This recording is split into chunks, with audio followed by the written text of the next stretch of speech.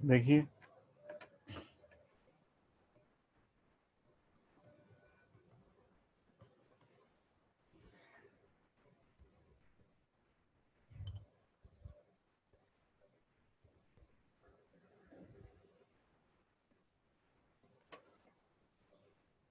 collision.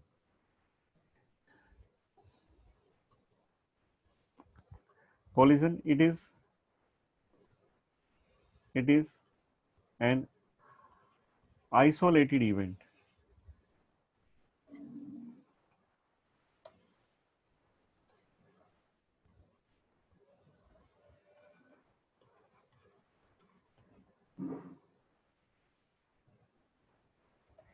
in which a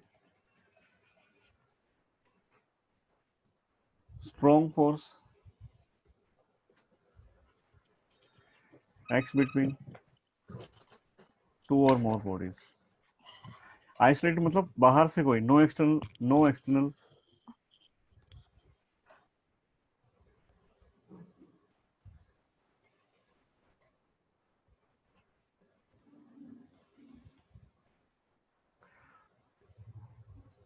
to or more bodies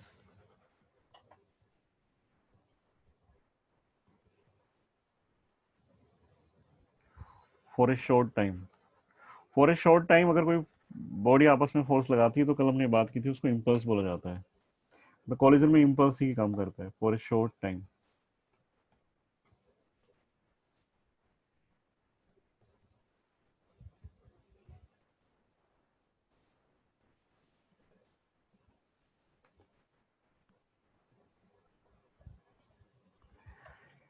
इसमें जो दो तीन पॉइंट हम कंसिडर करेंगे वो एक ये है, कॉलिजन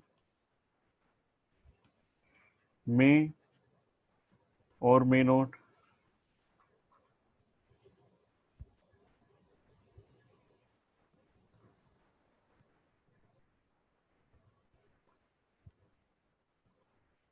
पार्टिकल्स. पार्टिकल्स मे और may not comes into physical contact.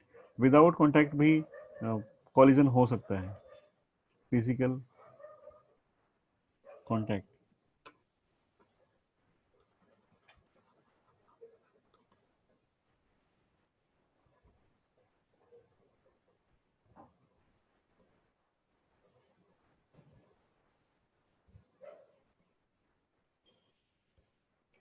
Second, जब वो दो बॉडी कोलाइड करती है तो वो कुछ टाइम तक कांटेक्ट में रहती है.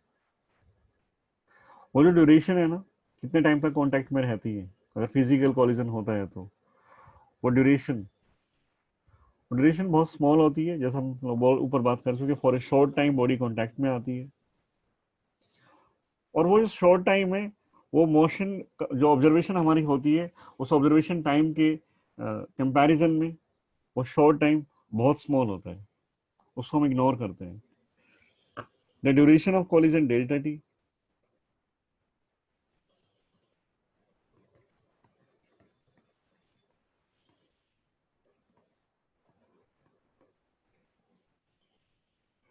is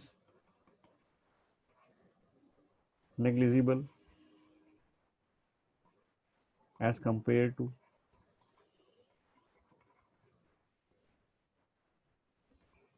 the usual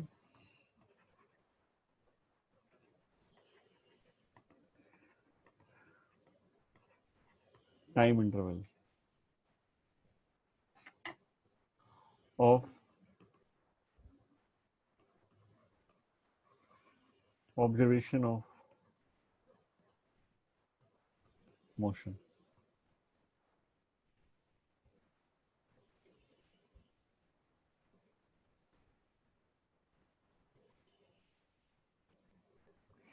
In a collision,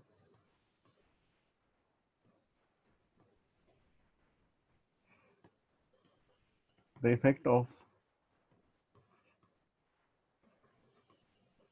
external non-impulsive non-impulsive force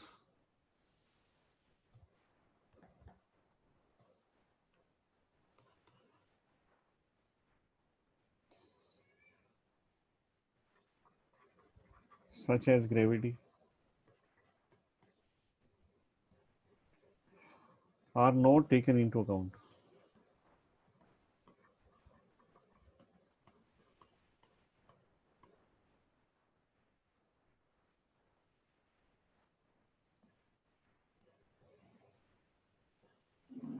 As due to, क्योंकि टाइम बहुत कम होता है, due to small duration, due to small duration of collision.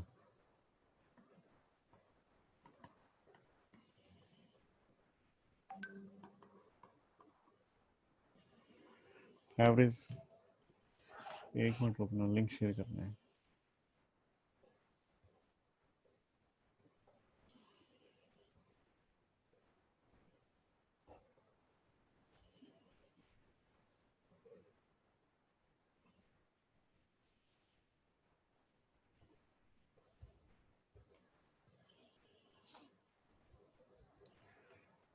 Small duration of collision. Average impulsive force responsible. Average impulsive force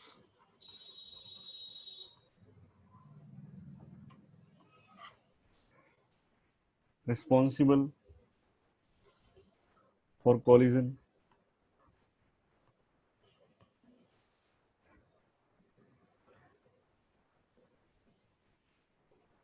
is much larger, is much larger than the external force.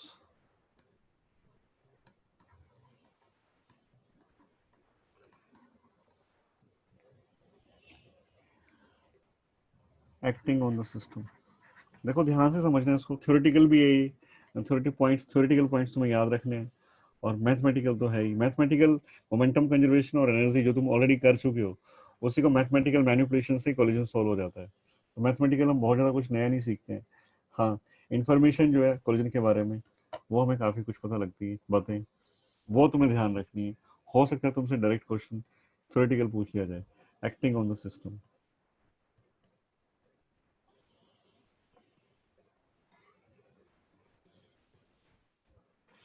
तो definition of collision क्या होती है? देखो collision में होता क्या है. Collision में दो बॉडी कोलाइड करती है, तुम्हें ऑलरेडी पता होगी, नाम से ही पता है तुमको. कॉलिजन का मतलब है कि दो बॉडी कोलाइड करती है, दो या दो से ज्यादा भी कर सकती हैं. इसमें जो मोमेंटम जो होता है पूरे सिस्टम का, देखो अब तो बॉडी कोलाइड करेंगी तो वो सारी बॉडी सिस्टम का पार्ट है, और आपस में एक दूसरे पर फोर्स लगाती हैं. बाहर से कोई फोर्स आ नहीं रहा है, तो जो बॉडीज आपस में एक दूसरे पर जो फोर्स लगाती हैं, वो सारा फोर्स वो इंटरनल है, वो सब इंटरनल है. बाहर से कोई फोर्स आ नहीं रहा है, तो उस पूरे सिस्टम का मोमेंटम कंजर्व रहेगा. तो कॉलिजन के बाद पता है क्या होता है? वो मोमेंटम जो है, वो मोमेंटम रीडिस्ट्रीब्यूट होता है. Redistribution of momentum takes place. कि एक का मोमेंटम सपोज P1 है, P2 है, P3 है, तो टोटल मोमेंटम हो गया vector sum of P1 plus P2 plus P3, total momentum हो गया. अब कॉलिजन के बाद इन तीनों का मोमेंटम चेंज हो सकता है. कॉलिजन के बाद है ना, दो ले लेते हैं, दो सपोज ये हो गया इसका P1 मोमेंटम, इसका P2 मोमेंटम, ये ऐसे है. कोलाइड, ये बिफोर कॉलिजन अगर है, तो आफ्टर कॉलिजन क्या हुआ, ये P2 प्राइम हो गया और ये P1 प्राइम हो गया मोमेंटम. तो P1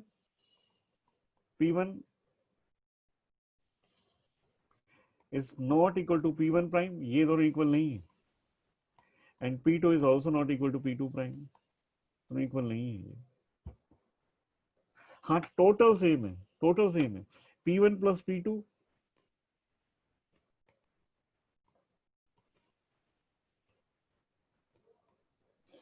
तो कहते हैं टोटल मोमेंटम तो सेम रहा, पर मोमेंटम पहले पहले किसी और प्रोपोर्शन में था.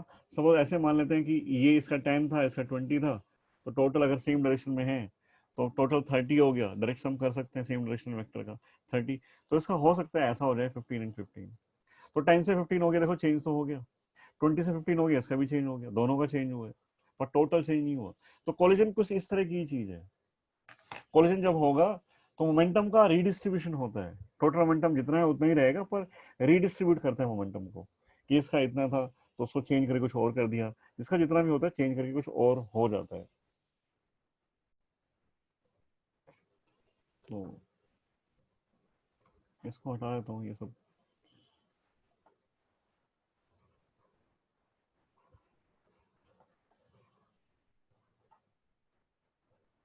तो डेफिनेशन में हम लोग लिखते हैं collision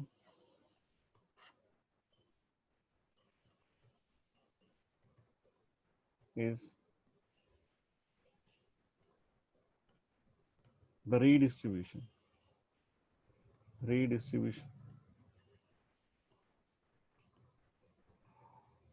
of total momentum of the particles.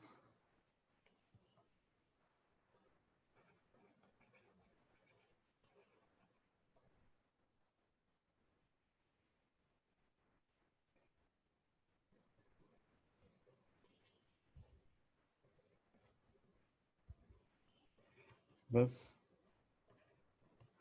the law of conservation of linear momentum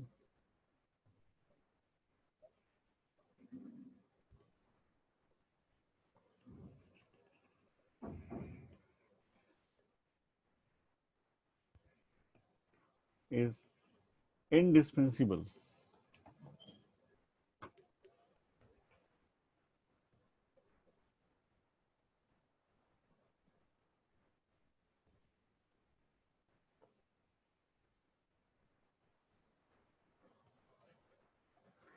indispensable in dealing with the collision of bodies.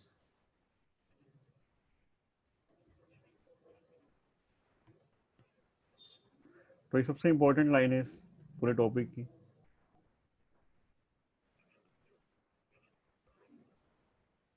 Law of conservation of linear momentum, ये हर बार लगेगा क्योंकि बेसिकली मोमेंटम जो है, सॉरी कॉलिजन जो है वो momentum conservation, जो momentum है उसका रीडिस्ट्रीब्यूशन है।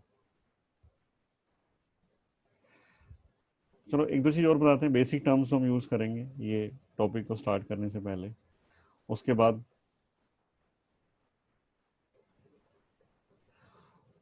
आगे पढ़ते हैं। सर, हाँ जी, सर विदाउट फिजिकल कांटेक्ट कैसे कोलिजन हो सकता है?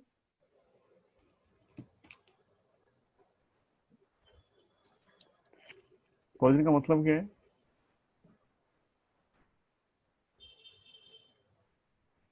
Redistribution of total momentum. Momentum को चेंज कर देना, मतलब सिस्टम का टोटल मोमेंटम चेंज ना हो, बॉडी एक दूसरे के मोमेंटम को चेंज कर दे, ये होता है कॉलिजन। कॉलिजन की डेफिनेशन यही लिखी है मैंने।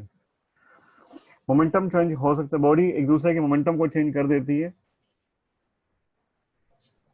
पर टोटल मोमेंटम चेंज नहीं होता। यही है ना मोमेंटम, सॉरी कॉलिजन यही होता है ना, कॉलिजन यही होता है। तो हम लिखते हैं कि ये एक इलेक्ट्रॉन है, ऐसे मैं मानता हूँ ये इलेक्ट्रॉन है, और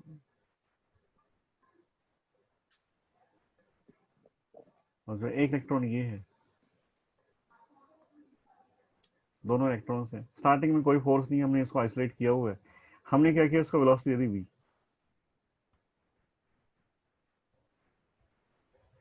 और दोनों एक ही लाइन के इस मतलब वो उसको टारगेट करता हुआ जा रहा है। ये फर्स्ट इलेक्ट्रॉन है, सेकंड इलेक्ट्रॉन है। फर्स्ट इलेक्ट्रॉन जो है वो सेकंड इलेक्ट्रॉन को टारगेट करता है, किधर जाएगा ये, इसका लाइन ऑफ मोशन जो है वो सेम है, लाइन ऑफ ज्वाइनिंग दोनों की। तो तुम्हें क्या लगता है क्या होगा? सेकंड इलेक्ट्रॉन मूव करेगा कि नहीं करेगा? कोई फ्रिक्शन वगैरह नहीं है, कोई रेजिस्टिव फोर्स नहीं है, यहाँ पर कोई फोर्स इसका अपोज नहीं करेगा इनका, ये फ्री है दोनों बेचारे। तो तो सेकंड इलेक्ट्रॉन मूव करेगा कि नहीं करेगा? सेकंड इलेक्ट्रॉन करेगा। करेगा। मूव करेगा, कांटेक्ट में आएगा उससे पहले ही मूव कर जाएगा या बाद में मूव करेगा? कांटेक्ट में आने के बाद से पहले। पहले ही कर जाएगा, मतलब मोमेंटम चेंज कर दिया। इसका मोमेंटम जीरो है, इसका मोमेंटम जीरो है, और ये इलेक्ट्रॉन वन जो है, फर्स्ट इलेक्ट्रॉन जो है सेकंड के कांटेक्ट में नहीं आता है और उसका मोमेंटम चेंज कर देता है। तो कॉलिजन तो रीडिस्ट्रीब्यूशन ऑफ मोमेंटम है। मोमेंटम को चेंज, एक सिस्टम के अंदर रहते रहते सिस्टम के पार्टिकल्स एक दूसरे के मोमेंटम को चेंज कर देते हैं, ऐसे तो कर ही रहे हैं, और कांटेक्ट में आना जरूरी भी नहीं है, रिपल्सिव फोर्स यहाँ काम कर गया। yes sir.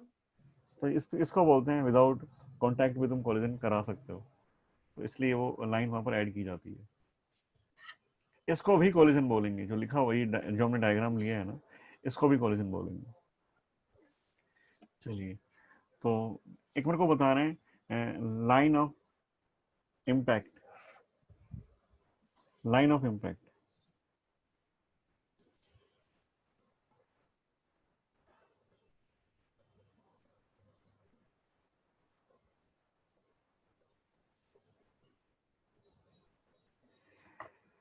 देखिए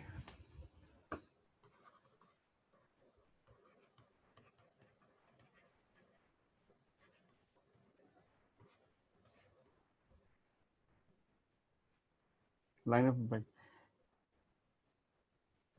हम ऐसे लेते हैं कि ये सपोज एक बॉडी है और एक बॉडी जो है ये है, इसकी वेलोसिटी इधर है, ये रेस्ट पर है। तो कुछ टाइम के बाद क्या होगा कि दोनों कॉन्टैक्ट में आएंगे, कुछ टाइम के बाद तुम्हें ऐसा दिखाई देगा, इसकी वेलोसिटी इधर है, ये रेस्ट पर है। तो एक ऐसी लाइन हमें ड्रॉ करनी है जो दोनों का नॉर्मल हो, दोनों का नॉर्मल।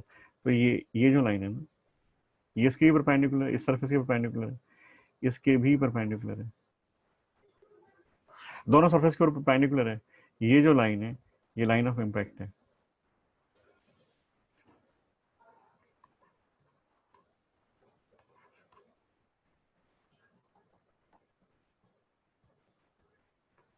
तो ऐसे कर देते हैं, ये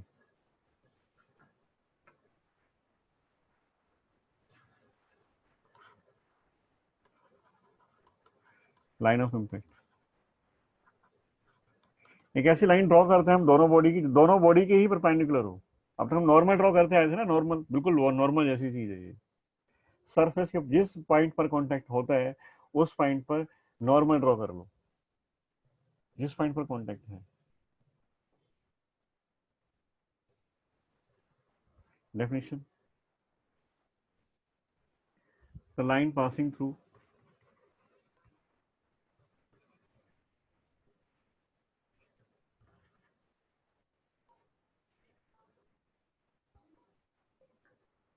the common normal to the surface, passing through common normal, जो दोनों का नॉर्मल हो, कॉमन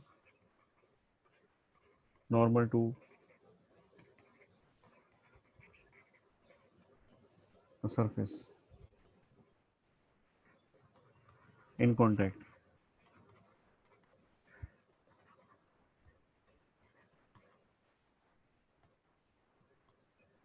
ड्यूरिंग collision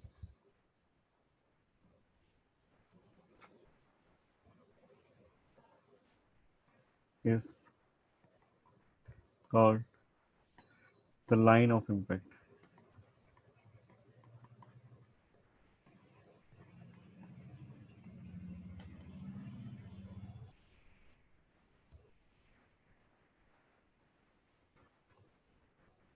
कॉलिजन के दो type, classification of collisions.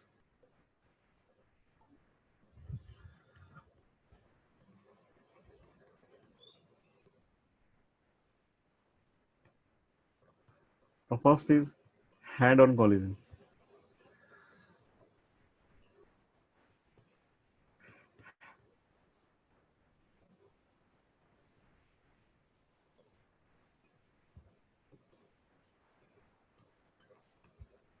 The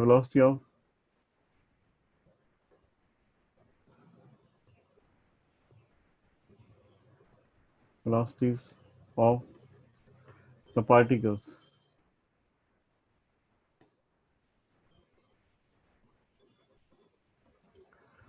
are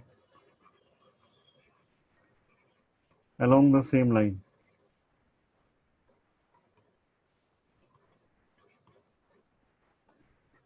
before and after collision.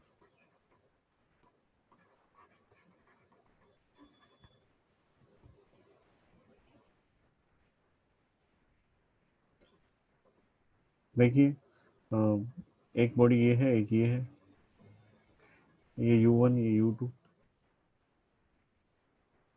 Before collision,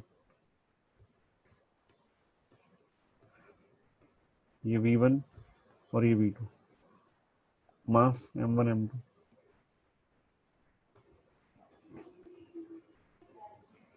ये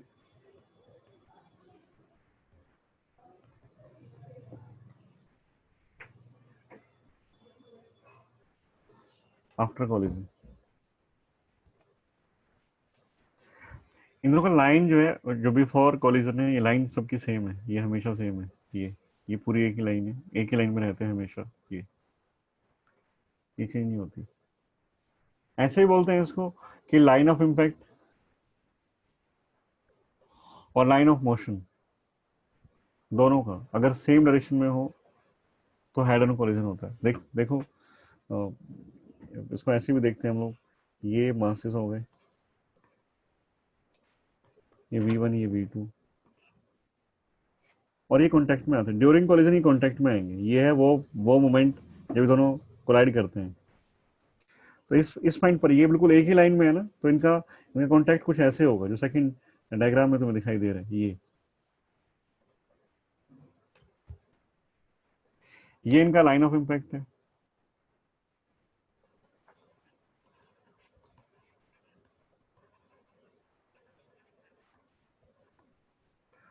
और ये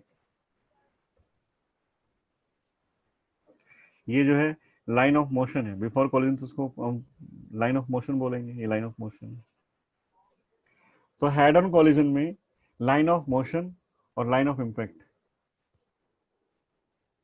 सेम रहता है। In head on collision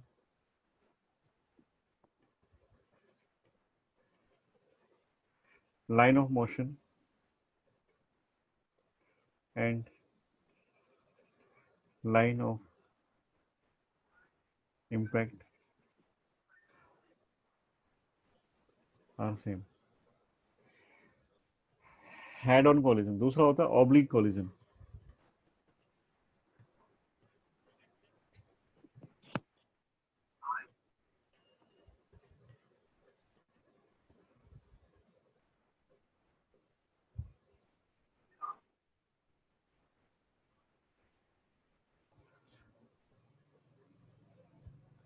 definition वही है, बिफोर एंड आफ्टर कॉलिजन अगर लाइन ऑफ मोशन सेम ना हो तो oblique collision. The velocity of the particles are along the are not along the same line before and after collision. इसकी definition, the velocities of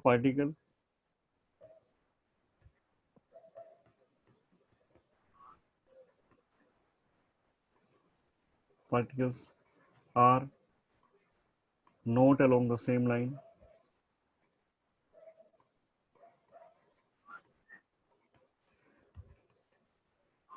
before and after collision। देखिए, ये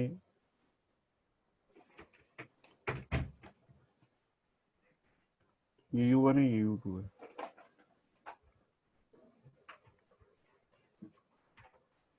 इसका line of motion ये है, इसका line of motion ये है। और अगर ये कांटेक्ट में आते हैं,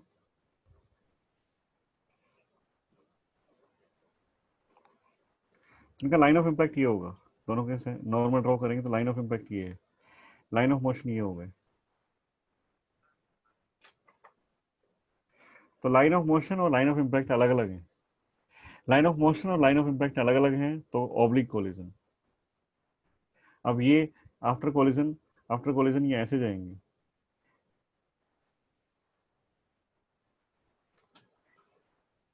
आफ्टर कोलिजन को देखें तो एक इधर जाएगा V1 से और एक इधर जाएगा V2 से।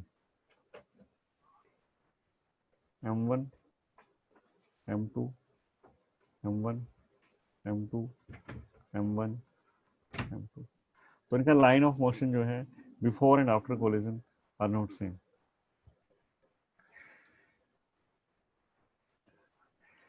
तो इन ऑब्लिक कोलिजन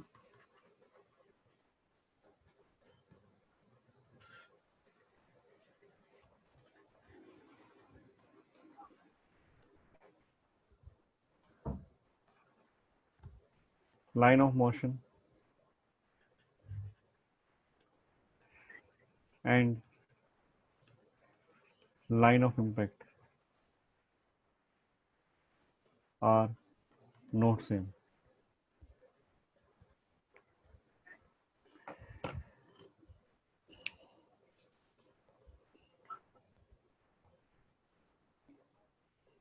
तो क्लासिफिकेशन में दो हम पढ़ते हैं, head on collision and oblique collision. तो क्लासिफिकेशन ऑफ कोलिजन जो एनर्जी की बेसिस पर भी होता है, एनर्जी की बेसिस पर। ये तो था कि लाइन ऑफ मोशन के बेसिस पर हमने क्लासिफिकेशन किया है कि before and after if line of motion are same तो हम बोलते हैं कि हेड ऑन कोलिजन, और डिफरेंट है तो बोलते हैं oblique collision. Classification of collision on the basis of energy.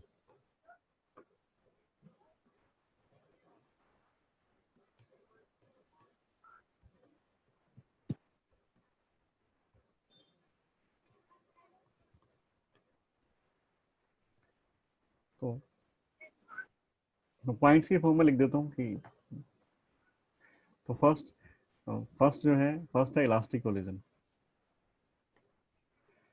Elastic collision, total energy, पहले मोमेंटम के बारे में लिखते हैं। मोमेंटम तो कांस्टेंट रहता है, मोमेंटम मोमेंटम तो कभी चेंज नहीं होता कोलिजन में, momentum remains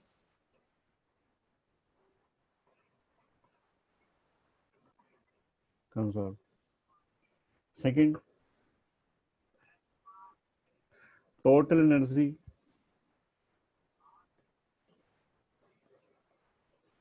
remains conserved. Third, kinetic energy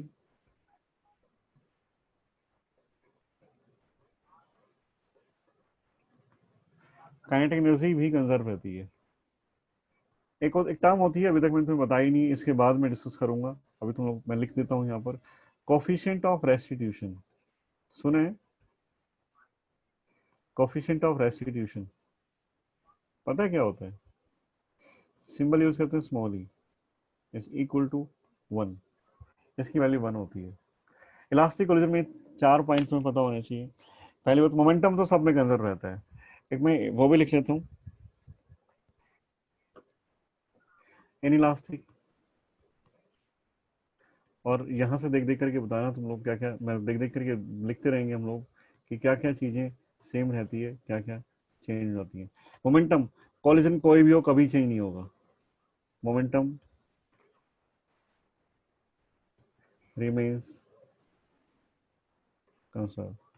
दूसरा, टोटल एनर्जी भी कभी चेंज नहीं होती, टोटल एनर्जी कभी चेंज नहीं होती, तो law of conservation of energy है, total energy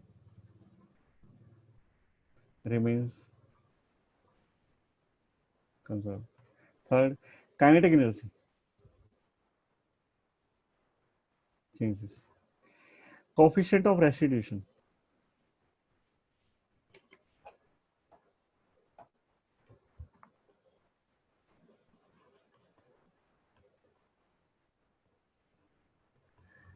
coefficient of restitution small e is less than 1, less than 1 होता है। इसके बाद आता है third, perfectly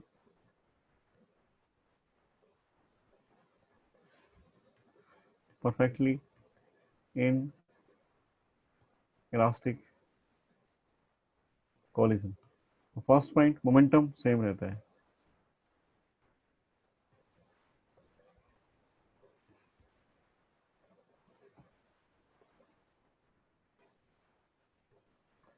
second point, total energy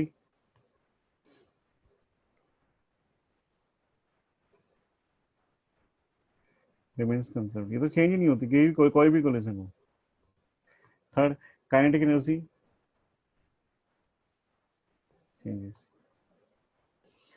E, coefficient of restitution E is 0। और ई 0 का मतलब क्या है? After collision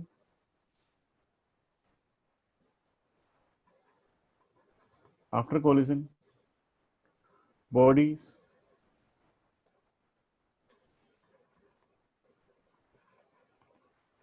get stick to each other. वो एक दूसरे से स्टिक कर जाती है बॉडीज,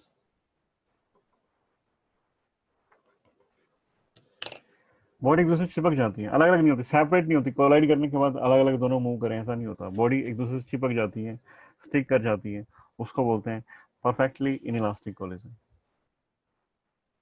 ठीक है, मोमेंटम कंजर्व रहेगा, टोटल एनर्जी भी कंजर्व रहेगी। इनकी बात थोड़ी सी करते हैं हम लोग। देखो कोलिजन हुआ, तो कोलिजन जब होता है ना,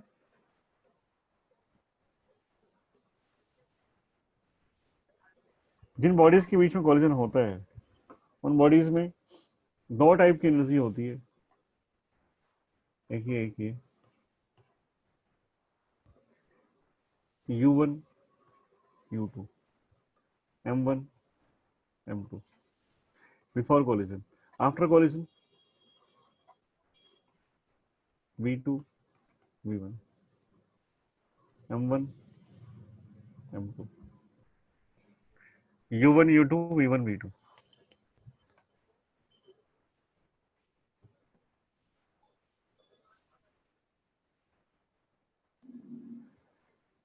दो केस हो सकते हैं। देखो बॉडीज के पास, हम जो डिस्कशन कर रहे हैं, हम मैकेनिक्स पढ़ रहे हैं, मैकेनिक्स में दो टाइप की एनर्जी इन्वॉल्व होती है।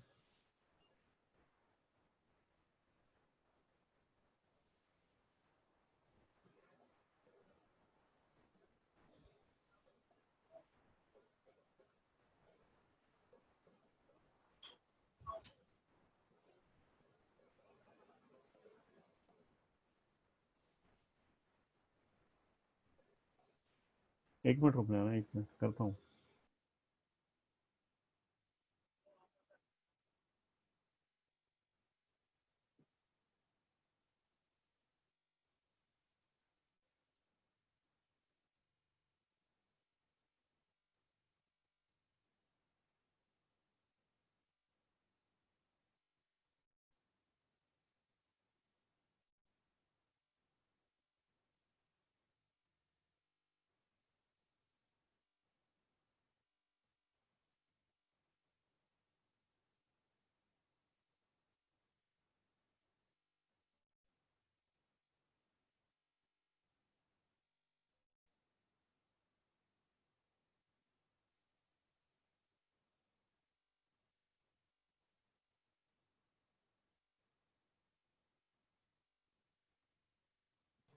देखिए यहाँ पर वेलोसिटी U1 है, यहाँ U2 है, यहाँ V1 है, यहाँ V2 है। तो ये केस तो देखो, टोटल काइनेटिक एनर्जी यहाँ पर लिखेंगे, kinetic energy, total kinetic energy is half m U1 square plus half m2 U2 square. यहाँ पर लिखेंगे total kinetic energy half m V1 square plus half m2 V2 square. जब collision हुआ तो kinetic energy total constant रहती है। Suppose left hand side पर जो टोटल एनर्जी है वही राइट हैंड साइड पर चली जाती है, तो हम बोलते हैं काइनेटिक एनर्जी सेम है। और जब काइनेटिक एनर्जी सेम है तो दूसरी एनर्जी कौन सी है? दूसरी एनर्जी है इलास्टिक पोटेंशियल एनर्जी। सपोज वो U1 प्लस U2 है, और यहाँ पर elastic potential energy U1 prime plus U2 prime हो गई।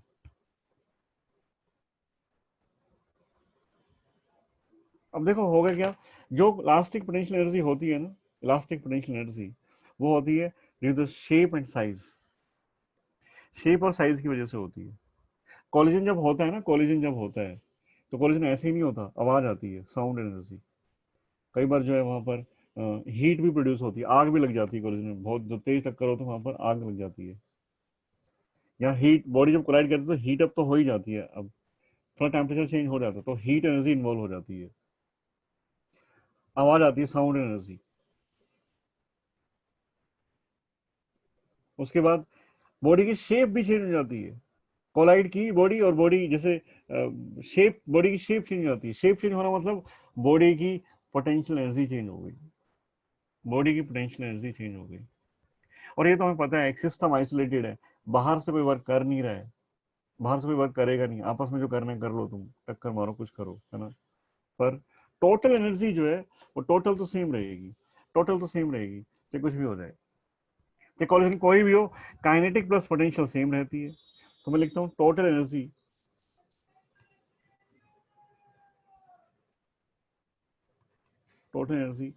is same in all types of collision। अब सपोज कि कॉलिजन हुआ, कॉलिजन के बाद शेप जो है बॉडीज की वो डिस्टॉर्ट हो गई, बॉडीज की शेप जो है वो डिस्टॉर्ट हो गई। और शेप चेंज होने का मतलब क्या है कि बॉडीज बॉडीज की इलास्टिक पोटेंशियल एनर्जी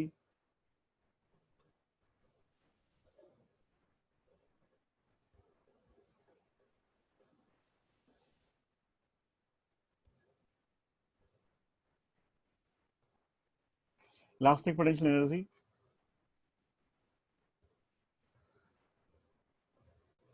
जब शेप चेंज होगी तो इलास्टिक पोटेंशियल एनर्जी चेंज हो जाएगी।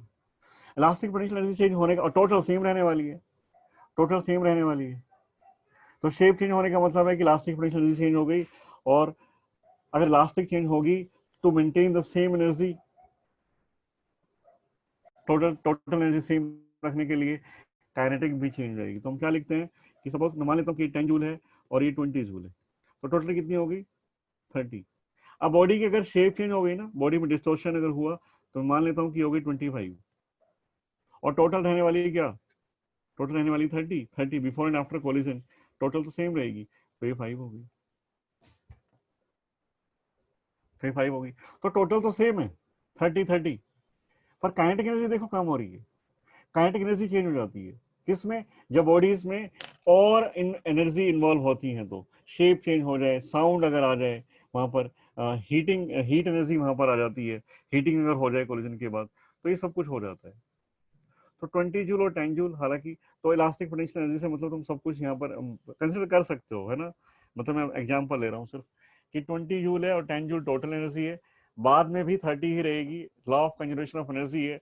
तो तुम्हारी जो काइनेटिक एनर्जी है उसका कुछ पार्ट हो सकता है वहां पर साउंड में कन्वर्ट हो गया, साउंड, तो तुम कोलिजन हुआ, काइनेटिक एनर्जी साउंड वहां पर प्रोड्यूस होगी, ऑब्वियस है, जब कोलिजन जब होता है, जो बॉडीज कोलाइड करती हैं तो साउंड प्रोड्यूस होता है, वहां पर हीटिंग भी होती है। तो एनर्जी कहाँ से आएगी, वो साउंड एनर्जी जो आ रही है, हीट एनर्जी जो आ रही है, वो कहाँ से आएंगी,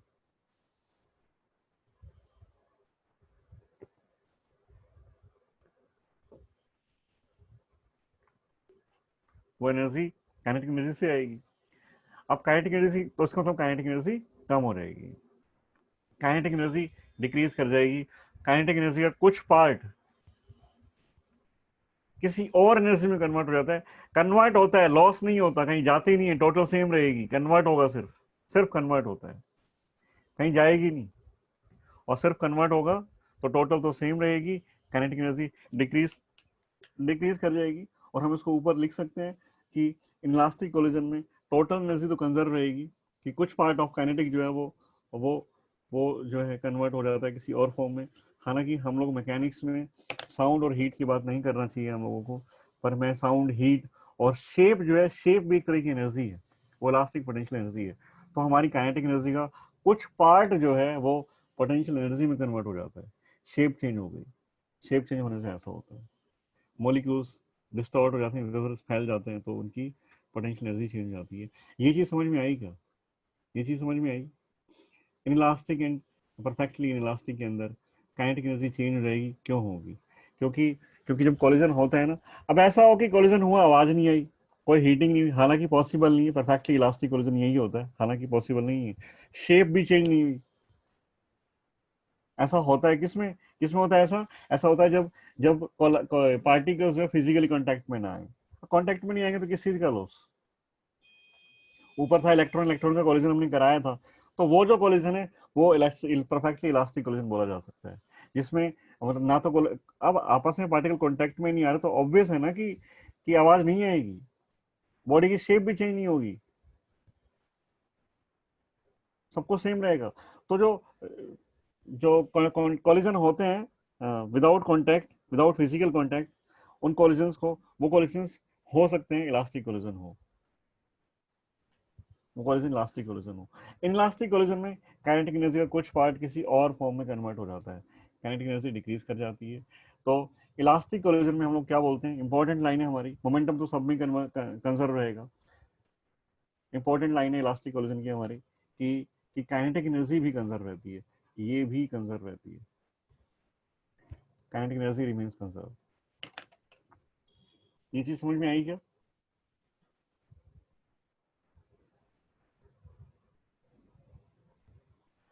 Yes, sir. आगे चलें। Yes, sir.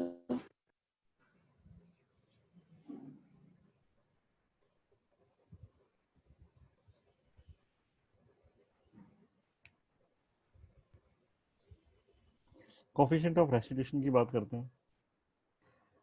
Coefficient of restitution, एक वेलोसिटी ऑफ अप्रोच होता है, एक वेलोसिटी ऑफ सेपरेशन।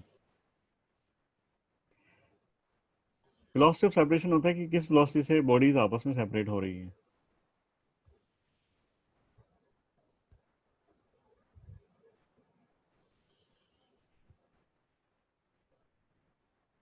और वेलोसिटी ऑफ अप्रोच, किस बॉडी से बॉडी एक दूसरे को अप्रोच करेंगी, अप्रोच करेंगी।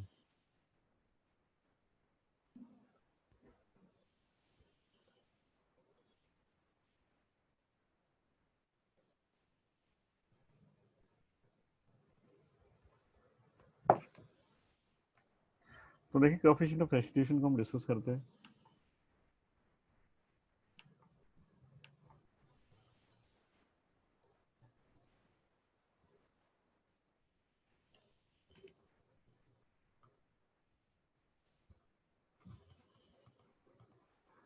कोफिशिएंट ऑफ रेस्टिट्यूशन,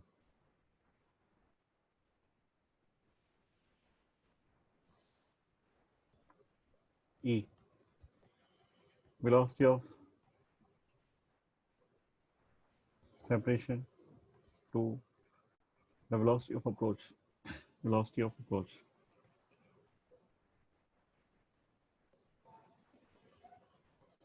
देखिए ये u1 है, ये u2 है,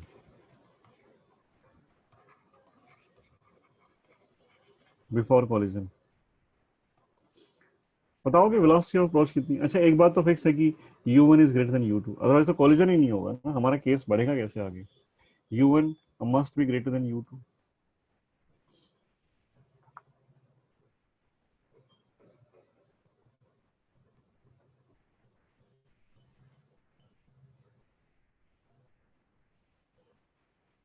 u1 must be greater than u2। तो वेलोसिटी ऑफ अप्रोच बताओगे क्या होगा, वेलोसिटी ऑफ अप्रोच।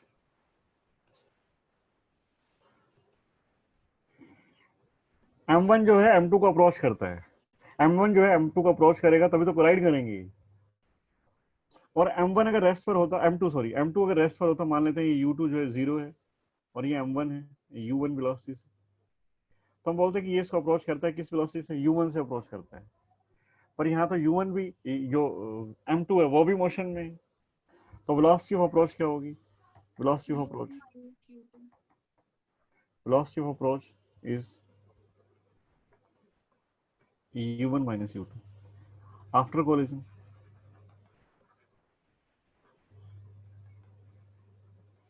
तो कॉलिजन होंगे, कॉलिजन जब होगा उस टाइम ये दोनों पार्टिकल्स जो है कॉन्टैक्ट में आएंगे,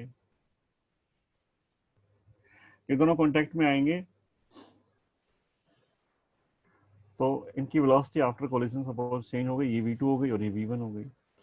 अब v2 is greater than v1, ये भी ऑब्वियस है, अगर ये दोनों कॉन्टैक्ट में आते हैं और कॉन्टैक्ट में आने के बाद ये सेपरेट हो रहे हैं, इसका मतलब क्या हुआ कि दोनों साथ साथ थे, कॉन्टैक्ट में दोनों साथ साथ थे, फिर एकदम से m2 आगे चला गया, इसका मतलब m2 की वेलोसिटी ज्यादा है, तो यहाँ पर v2 is greater than v2, ये चीज भी ऑब्वियस तुम्हें दिखाई देनी चाहिए। तो यहाँ पर आफ्टर कॉलिजन सेपरेशन होता है, सेपरेशन होता है इनका, वेलोसिटी ऑफ सेपरेशन हम लिखते हैं इसको, velocity of separation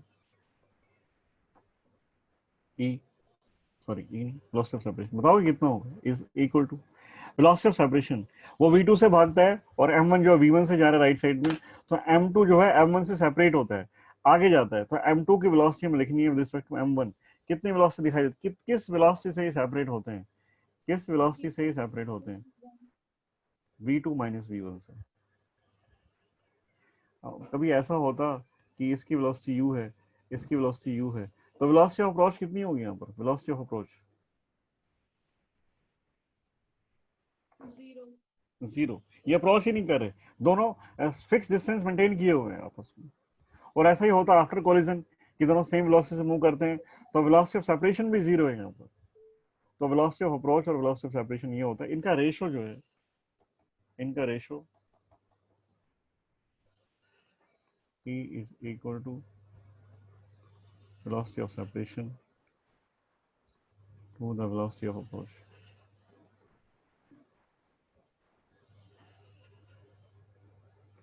v2 minus v1 over u1 minus u2। ये कोफिशिएंट ऑफ रेसिड्यूशन है। अगर ये 1 है for elastic collision, for elastic collision this E is equal to 1, for inelastic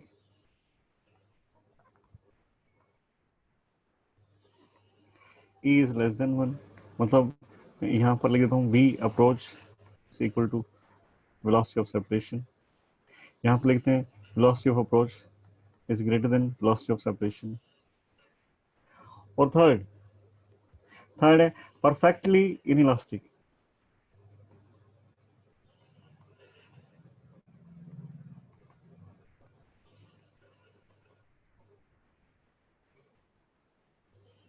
E कितना, तुम बता सकते हो perfectly inelastically E की वैल्यू क्या होगी? Value of E for perfectly inelastic collision zero. Zero. Velocity of separation, separate ही नहीं होते हैं आफ्टर कोलिजन, स्टिक कर जाते हैं, सेपरेट ही नहीं होते। सेपरेशन वेलोसिटी जीरो, स्टिक कर गए, velocity of separation is zero, तो ई की वैल्यू जीरो हो जाती है। सर ये इनइलास्टिक कोलिजन में E लेस देन 1 कैसे हुआ? लेस देन 1 कैसे वो, मतलब velocity of approach greater than velocity of separation क्यों?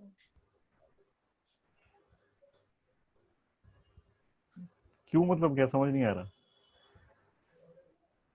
देखो डेफिनेशन जो है ना, इसकी डेफिनेशन क्या कहती है कि इनइलास्टिक कोलिजन में काइनेटिक एनर्जी डिक्रीज कर जाती है। काइनेटिक एनर्जी टोटल तो सेम रहती है, पहले बिफोर कोलिजन काइनेटिक एनर्जी जो सिस्टम की होती है वो ज्यादा होती है और बाद में कम हो जाती है। तो वो वेलोसिटीज को कैलकुलेट करते हैं कि कितनी, अगर वेलोसिटी सपोज पहले 10 और 5 थी तो बाद में कितनी आती है। तो हम लोग अगर फंडामेंटली इसको कैलकुलेट करें, फंडामेंटली मैं हालांकि दिखा दूंगा तुम्हें वहां पर जब ये आएगा कि ऐसा होता है, ये सारी चीजें मैं दिखा दूंगा तुम लोगों को। ये u1 है, ये u2 है, ये 10 है और ये 5 है। तो यहाँ वेलोसिटी ऑफ अप्रोच देख रहे हो कितनी है, कितनी वेलोसिटी यहाँ पर 5 है, और वेलोसिटी ऑफ सेपरेशन। और ये चीज हम कैलकुलेट कर सकते हैं, ये principle of conservation of momentum and law of conservation of energy से हम कैलकुलेट कर सकते हैं। सपोज अब ये एनर्जी डिक्रीज कर गई तो टोटल सेम नहीं है, सपोज ये 4 है और ये 8 हो गई। अब तुम लिखोगे यहाँ पर वेलोसिटी 10 है, यहाँ पर 5 है, यहाँ 8 है, यहाँ 4, उल्टा लिख दिया। यहाँ पर ये 8 हो गई, सपोज ये 4 हो गई। Velocity of separation 4। Velocity of separation 4 हो गया। और इसे हम कैलकुलेट कर सकते हैं, ये हम कैलकुलेट कर सकते हैं with the help of conservation of momentum and conservation of energy. Conservation of momentum और कंजर्वेशन ऑफ एनर्जी हमें बता देगा ये वेलोसिटी ये आती है। और ये 4 है, ये 9 आ गया, ये 9 आ गया ऐसा। अब यहाँ पर वेलोसिटी ऑफ अप्रोच 5 है, यहाँ पर वेलोसिटी ऑफ सेपरेशन ये भी 5 आता है। ऐसा कब होता है, जब एनर्जी का लॉस नहीं हुआ तो दोनों सेम आते हैं। एनर्जी का लॉस हो गया तो वेलोसिटी ऑफ सेपरेशन जो है वो कम आता है वेलोसिटी ऑफ अप्रोच से। और जब परफेक्टली जब मैक्सिमम लॉस जब होता है, maximum loss perfectly elastic collision में maximum loss of kinetic energy line हम मेंशन कर सकते हैं वहां पर, maximum loss of kinetic energy बोलते हैं इसको। काइनेटिक एनर्जी डिक्रीज तो होती ही है, देखो इनलास्टिक कोलिजन अगर है तो काइनेटिक एनर्जी डिक्रीज तो होती है, ये है perfectly inelastic.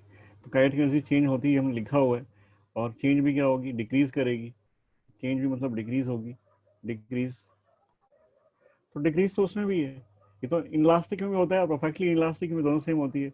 And and decrease and maximum loss, maximum loss of kinetic energy, total देखो सेम रहेगी, जो कम या ज्यादा होती है वो काइनेटिक होती है, सेम रहती है before and after collision, elastic collision, before collision is greater, after collision less energy kinetic energy, तो इनलास्टिक। और यही चीज हम परफेक्टली इनलास्टिक में बोलते हैं। पर in case of perfectly inelastic loss is maximum, और मैक्सिमम लॉस करने के लिए ई की वैल्यू 0 होती है, और लॉस मैक्सिमम तब होता है जब दोनों पार्टिकल एक दूसरे से स्टिक कर जाते हैं।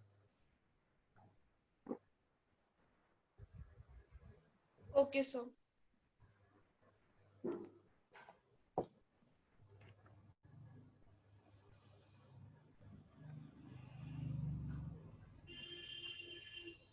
देखिए मैथमेटिकल कल हम स्टार्ट कर पाएंगे, अभी थोड़ा सा और बताता हूँ इनके बारे में। ड्यूरिंग कोलिजन क्या होता है, ड्यूरिंग कोलिजन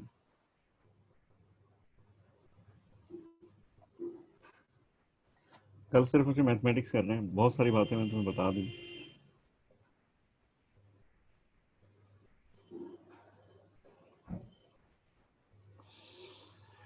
देखिए ये है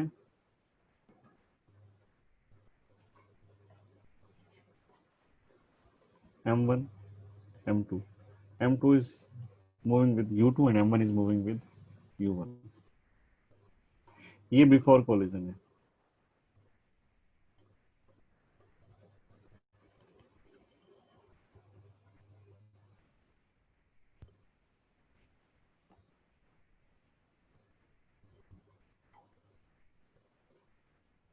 आफ्टर कोलिजन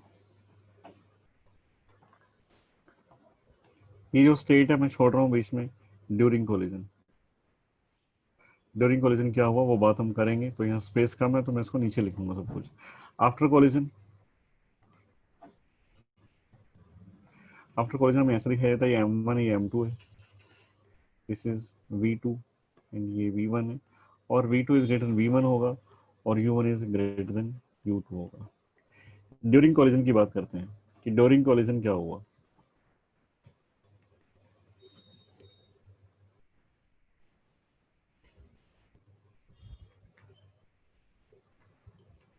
ड्यूरिंग कोलिजन देखिए सबसे पहले क्या होता है कि ये दोनों बॉडीज M1 और M2 कांटेक्ट में आते हैं,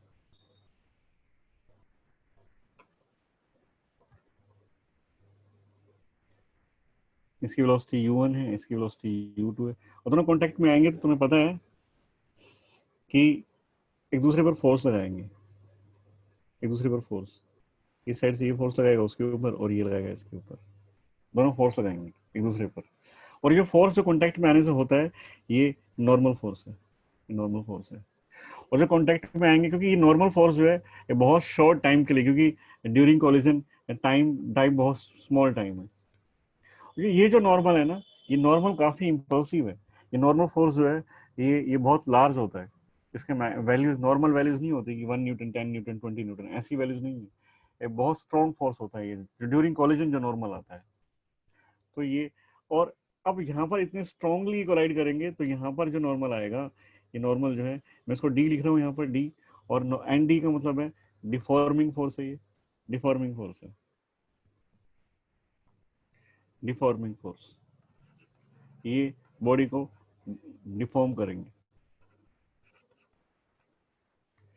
जैसे स्प्रिंग होता है ना, स्प्रिंग, स्प्रिंग को तुम स्ट्रेच कर देते हो तो वापस अपनी शेप में, तो तुमने जो फोर्स लगाया ना वो स्प्रिंग के ऊपर डिफॉर्मिंग फोर्स है, तुमने जो फोर्स लगाया वो डिफॉर्मिंग फोर्स है, क्योंकि तुम उसकी शेप को चेंज कर रहे हो, तो साइज चेंज कर रहे हो, डिफॉर्मिंग फोर्स होता है वो। जब अभी डिफॉर्मिंग फोर्स की वजह से क्या होगा, इन बॉडी की, इन बॉडीज की जो है वो शेप चेंज हो जाती है, बॉडीज की शेप चेंज हो जाती है कुछ, देखिए बॉडीज की शेप चेंज हो गई, ये ऐसे शेप हो गई, और दूसरी बॉडी ये है, ये सपोज ये है, ये जो है ये डिफॉर्मेशन है यहाँ से यहाँ तक। और यहाँ पर एक अब क्या हो सकता है, दो केस हो सकते हैं, बॉडी अपनी शेप में वापस आ जाए, और इस टाइम जब मैक्सिमम डिफॉर्मेशन है, इस टाइम इस टाइम दोनों की वेलोसिटी सेम है v, और इसके बाद ये सेपरेट होना स्टार्ट करते हैं, बॉडी अपनी ओरिजिनल शेप में वापस आ जाती है, ओरिजिनल शेप में वापस आ गई, जो पहले थी वही शेप, कोई डिफॉर्मेशन नहीं हुआ। मोमेंटरी डिफॉर्मेशन तो हुआ, जैसे स्प्रिंग में होता है ना, अब तुम स्ट्रेच कर दे तो डिफॉर्मेशन हो गया, छोड़ दे वापस अपनी वापस शेप में आ गया, ऐसे ही यहाँ डिफॉर्मेशन तो हुआ, पर छोड़ते ही वापस अपनी शेप में आ गया, तो वापस ये M1 M2 बन गए, ये हालांकि पहले भी M1 M2 थे, पर शेप चेंज हो गई थी V2 और V1, here V2 is greater than V1। ऐसा भी हो सकता था कि शेप वापस सेम होती ही नहीं, शेप परमानेंटली डिफॉर्म हो जाती, होता है बहुत बार ऐसा, परमानेंटली डिफॉर्मेशन आ जाता शेप में।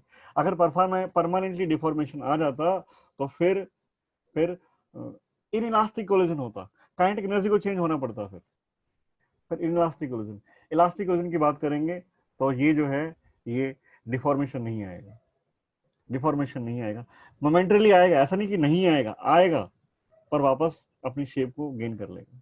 और यहाँ पर देखो हम लिख रहे हैं कि kinetic energy is same before, ये इलास्टिक कोलिजन की बात मैं कर रहा हूँ, यहाँ पर इलास्टिक कोलिजन है ये सारा जो मैंने बनाया है, elastic collision.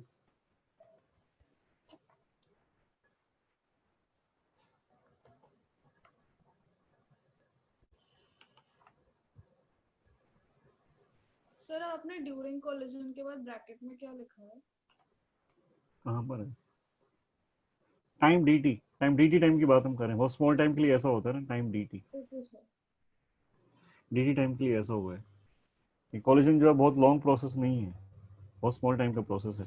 Kinetic energy before collision, ऐसे में मार्क कर देता हूँ, before collision, kinetic energy after collision,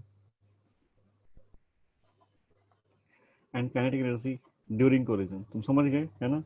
तो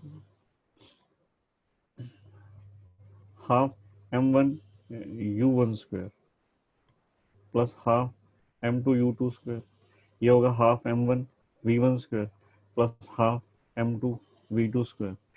इलास्टिक कोलिजन है सेम रहेगी, before and after collision kinetic energy same रहती है इलास्टिक कोलिजन में। और काइनेटिक एनर्जी ड्यूरिंग कोलिजन क्या होगी? जब कोलिजन की जब बात हो रही होती है, जब कोलिजन जब होता है, तो यहाँ पर जो वेलोसिटी दोनों की सेम होती है, देखो सेम वेलोसिटी दोनों की, m1 m2 दोनों की वेलोसिटी सेम होती है, एक बार, सिर्फ एक बार ऐसा होता है दोनों की वेलोसिटी सेम है, हम लिखते हैं half m v square plus half m2 v square, दोनों की वेलोसिटी सेम है। और ये जो काइनेटिक एनर्जी है, क्योंकि यहाँ पर जिस टाइम इनकी वेलोसिटी सेम हुई है ना, उस टाइम बॉडीज के अंदर डिफॉर्मेशन मैक्सिमम है, इसका मतलब पोटेंशियल एनर्जी चेंज हुई है, और पोटेंशियल चेंज हुई है तो काइनेटिक को चेंज होना पड़ेगा, इसका मतलब kinetic energy is not same at this moment, is not same. ये चीज समझ में आई? ये चीज ठीक है। अगर ये डिफॉर्मेशन परमानेंट रह जाता है तो फिर काइनेटिक एनर्जी कभी इक्वल होगी ही नहीं। ठीक है, ठीक है यहां तक। यस और सर। नॉर्मल फोर्स, एक लाइन और यहां पर हो सकता है थ्योरेटिकल तुमसे पूछ लिया जाए, normal force involve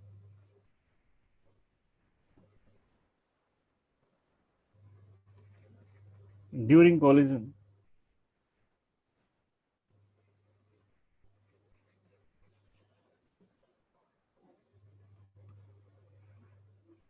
when bodies come in contact,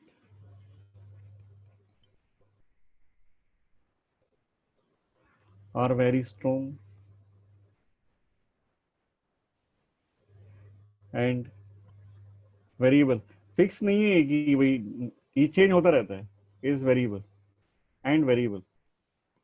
ऐसा नहीं कि नॉर्मल फॉल्स एक आ गया तो फिक्स अमाउंट का रहेगा और फिर जीरो हो जाएगा, नहीं, वो धीरे धीरे इंक्रीज करता है, फिर धीरे डिक्रीज भी कर जाता है। तो ये थी कॉलिजन के बारे में फंडामेंटल था ये। कॉलिजन जो है वो कल कल मैथमेटिकल हम इसको करेंगे, क्या क्या होता है, ये सारी बातें थी। इसको इसको ठीक से पढ़ लेना, इसको ठीक से पढ़ लेना, 2 बार 3 बार पढ़ लेना, मैं तो ये कहूँगा।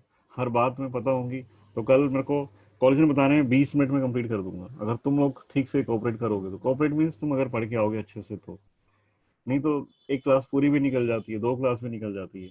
जो आज बातें बताई हैं अगर वो तुम्हें पता है तो कॉलेज में इनफैक्ट तुम खुद भी कर सकते हो, तो तुम खुद भी कर लोगे। तो ये बात सारी बातें जो अच्छे से पढ़ के आना, ठीक है। कल हम आगे स्टार्ट करेंगे। मीटिंग लीव कर दो, मैं भी लीव कर रहा हूँ।